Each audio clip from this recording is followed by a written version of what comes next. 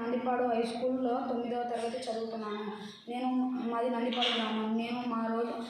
మా గ్రామంలో చాలా రోజుల నుంచి చెత్త పేరుకుపోవడం గమనించాను. దీనికి పరిష్కారం ఎలా కనుక్కుందామని అనుకుంటుంటే మాకు ఒక ఆలోచన వచ్చింది.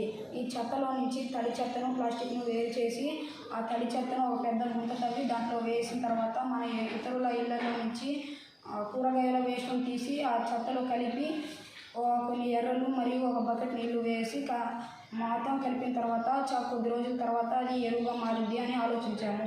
ఆ ఎరువుని మొక్కలకు వేస్తే అవి చాలా ఆరోగ్యంగా కూడా పెరుగుతాయి. మిగిలిన ప్లాస్టిక్ని బాగా కడుక్కొని ఒక బాటిల్లో దూర్చిన తర్వాత వాటికి మూత పెట్టాలి. అలాంటివి చాలా తయారు చేసుకున్న తర్వాత అది ఇటుకల గోడలా కూడా కట్టుకోవచ్చు, అది ఇల్లులా కూడా కట్టుకోవచ్చు. మనం ఇటుకల మధ్యలో సిమెంట్ ఎలా వేస్తామో వాటి మధ్యలో కూడా సిమెంట్ వేసి కట్టుకుంటే అవి చాలా బలంగా, గట్టిగా మరియు చూడడానికి కూడా బాగా ఉంటాయి.